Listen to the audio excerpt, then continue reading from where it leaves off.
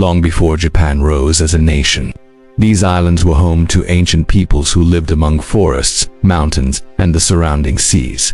The earliest known inhabitants crafted stone tools, hunted wild animals, and lived off the land.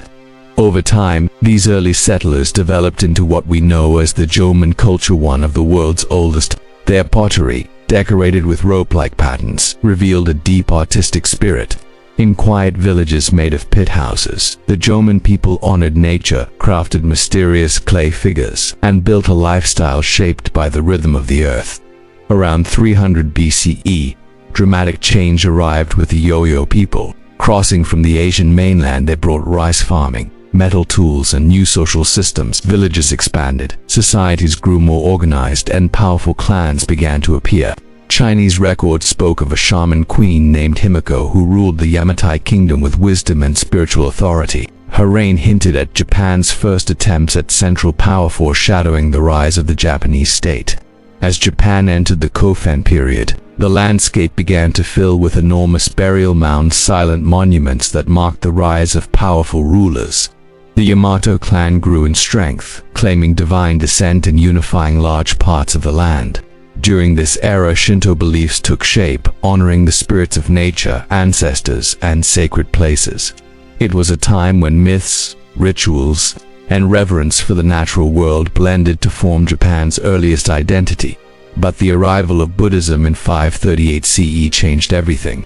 New philosophies, new temples, and new ideas began flowing from China and Korea. Prince Shotoku championed this cultural transformation, promoting learning, diplomacy, and political reform.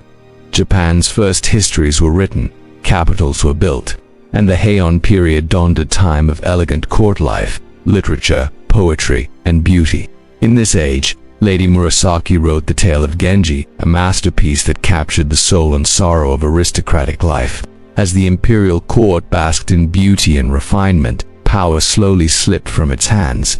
In distant regions, warriors known as samurai rose to protect landowners and enforce order. Bound by a strict code of loyalty and discipline, these warriors shaped the future of Japan. Rival clans, the Taira and Minamoto, grew larger and more ambitious, clashing in the legendary Genpei War. When the dust settled, victory belonged to the Minamoto in 1192. Minamoto no Yoritomo became Japan's first shogun. Political power shifted away from the emperor and into the hands of the samurai. The Kamakura shogunate led the nation through both peace and danger, most notably the Mongol invasions of 1274 and 1281. The storms that shattered the Mongol fleets were remembered as kamikaze, divine winds sent to protect Japan. But despite surviving foreign threats, the shogunate's grip weakened, sending Japan toward a new era of conflict. With the rise of the Ashikaga, Japan entered the Muromachi period, an era of artistic brilliance and political instability. Zen Buddhism influenced gardens, poetry, and architecture, while no theater captured the quiet spirit of the time. Yet behind the elegance, power slipped away. Regional warlords or daimyo grew independent, each commanding armies of loyal samurai. Soon, Japan descended into the Sengoku period, a century of relentless war, betrayal, and fire. But out of the chaos emerged three extraordinary leaders. Oda Nobunaga, fierce and strategic, crushed his enemies with new weapons and revolutionary tactics. After his fall, Toyotomi Hideyoshi united most of Japan and brought temporary peace. And finally, Tokugawa Ieyasu seized victory at the Battle of Sekigahara in 1603. He became shogun, ending generations of conflict and beginning a new age of stability. The Edo period opened with peace, order, and a new capital to today known as Tokyo. Under the Tokugawa shogunate, society was carefully structured, governed by strict rules that held Japan together. Samurai stood at the top, followed by farmers, artisans, and merchants. Though merchants ranked lowest in status, many quietly grew wealthy as cities expanded and commerce flourished. To protect this delicate balance, Japan closed its doors to the outside world. For over 2 centuries, the Sokoku policy kept foreign influence out, allowing Japanese culture to bloom untouched. Edo became one of the world's great cities, filled with vibrant theaters, bustling markets, and a thriving culture of art and printmaking. Kabuki ukiyo-e woodblock prints, and haiku poetry captured the heart of Japanese life during this peaceful age. In 1853, black ships appeared on Japan's horizon, led by American Commander Matthew Perry. They demanded that Japan open its ports to the world. The old system and change for centuries could no longer hold. Tensions spread across the nation, and soon the Tokugawa shogunate fell. In 1868, the emperor regained power, marking the beginning of the Meiji Restoration. What followed was one of the fastest transformations in world history.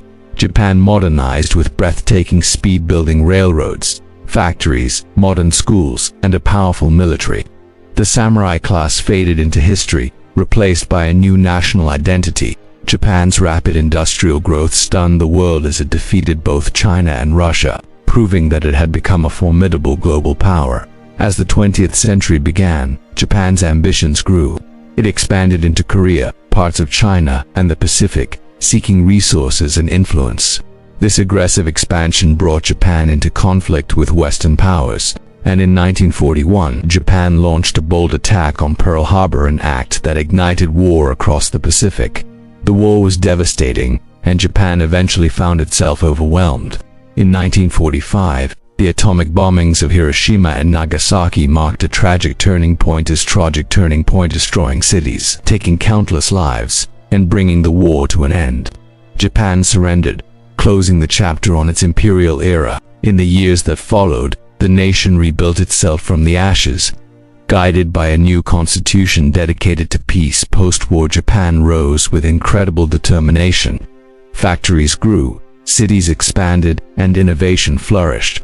In just a few decades, Japan became a world leader in technology, manufacturing, and design. Brands like Sony, Toyota, and Panasonic reshaped global industry, while anime, manga, and Japanese cuisine won hearts everywhere. Today, Japan stands as a symbol of resilience, honoring ancient traditions while shaping the future with cutting-edge technology. From its earliest ancestors to its towering modern cities, Japan's story is one of reinvention, survival, and enduring culture. This is the journey of a nation that transformed itself time and time again, yet never lost a spirit that makes it uniquely Japanese.